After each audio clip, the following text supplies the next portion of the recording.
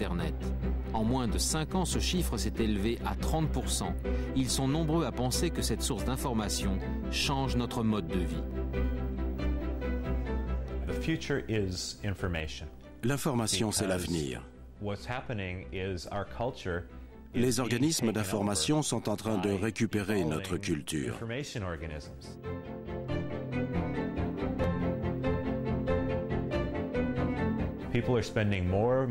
Les gens passent de plus en plus de temps à s'échanger des informations. C'est comme s'il y avait une nouvelle évolution des mœurs. Les personnes qui contrôlent la porte d'entrée de ce monde en réseau, ainsi que le portail du cyberespace, auront le privilège de savoir où vont les gens, ce qu'ils achètent, ce qu'ils voient et comment ils évoluent. On communique en ligne, on consulte nos comptes et on achète en ligne. On y réserve nos vacances, on peut même y satisfaire nos besoins sexuels. Mais où vont les traces d'informations que l'on laisse sur Internet ? New research shows that many people still don't think the internet is a safe place to shop. Barclays Bank has this evening reopened its internet banking service after a serious security problem. Now the latest safety scare about bank accounts on the internet. The problem today is that we are in danger. Le problème actuel est que l'on risque de sacrifier nos vies privées au profit d'une vie pratique et électronique. Il est certainement juste de dire qu'il y a encore 10 ou 15 ans, les autorités ne pouvaient pas surveiller toute la population. Aujourd'hui, ce n'est plus le cas.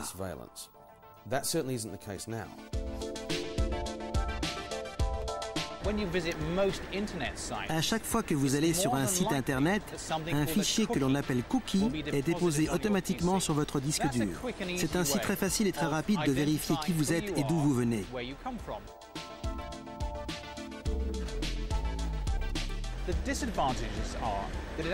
Ce sont les inconvénients d'Internet. Vous laissez une trace sur tous les sites que vous consultez. C'est en cela qu'il existe un danger. Désormais, le monde entier peut vous traquer sur Internet. Les théoriciens sont persuadés que c'était l'intention première des sociétés informatiques. There's no doubt that all of the large multinationals in the IT sector. Les grandes multinationales de l'informatique se sont sans aucun doute arrangées pour que leurs produits ne soient pas complètement sécurisés.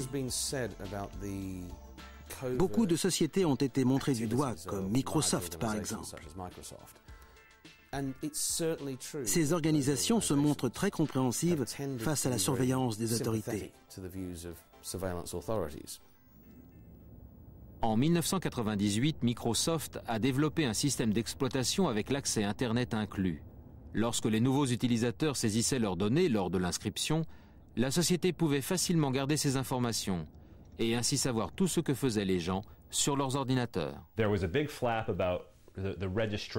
Cette procédure à propos de l'envoi des informations d'inscription a fait beaucoup de bruit, car la configuration de votre ordinateur était connue et il pouvait connaître tous les programmes présents sur votre PC.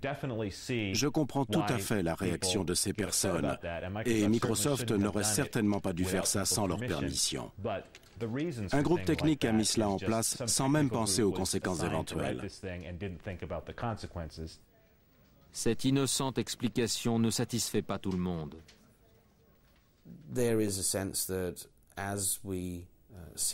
Plus le phénomène Internet évolue et s'amplifie, plus les contrôles de son contenu augmentent.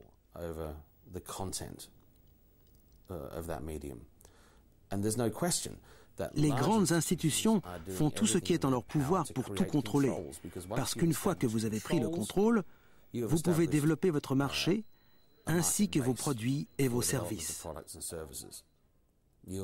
Vous avez également pu placer sous surveillance un vaste nombre d'activités, ce qui est une valeur inestimable aux yeux des autorités. Selon les théoriciens, Internet est donc un outil de surveillance sérieusement orchestré. Un des moyens pour maintenir cela dans le futur est d'utiliser des sites sécurisés. Plutôt que d'avoir un réseau ouvert, les utilisateurs devront passer par des fournisseurs d'accès Internet comme AOL ou Microsoft qui ont leurs propres conditions et restrictions.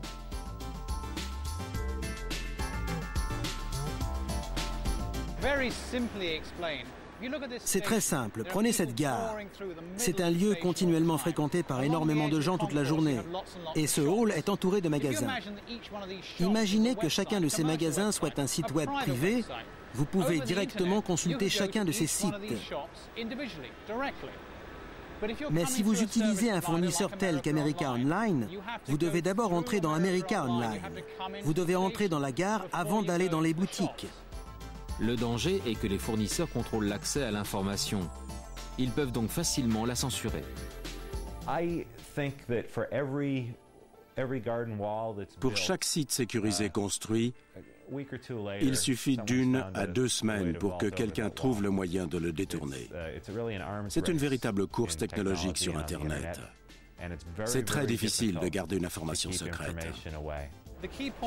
Les points principaux pour sortir du débat d'Internet sont qu'Internet doit rester un réseau neutre à l'avenir et ne pas être dominé par un intérêt commercial ou politique. De plus, la vie privée de tout individu doit être protégée. Ce que veulent les entreprises, c'est vous mitrailler de publicité et non vous empêcher de voir les choses. Peu importe le site Internet que vous consultez, ils ajoutent juste une publicité sur cette page. C'est l'Amérique. Vous êtes donc surveillé sur Internet. Mais pas seulement. Il y a 10 ans, on parlait des écoutes téléphoniques et des bases de données reliées aux cartes d'identité. Aujourd'hui, la tendance est à une technologie plus intégrée.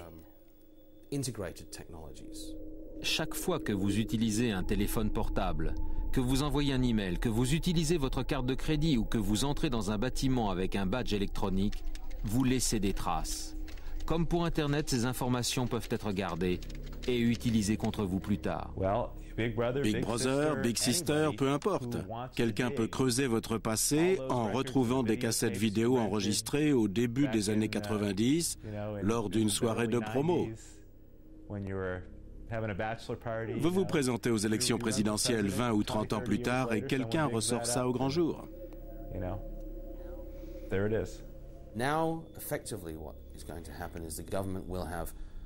Ce qui risque d'arriver, c'est que les gouvernements vont augmenter leurs droits de regard et leur pouvoir sur le réseau.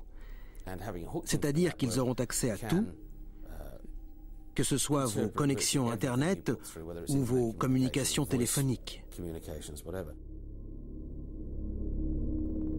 Récemment, le FBI a été obligé de rendre public un système de surveillance carnivore.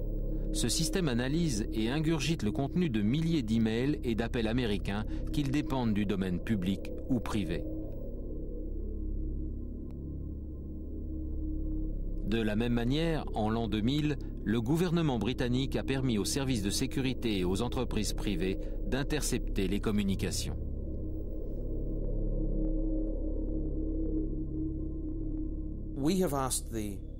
Nous n'arrêtons pas de demander aux autorités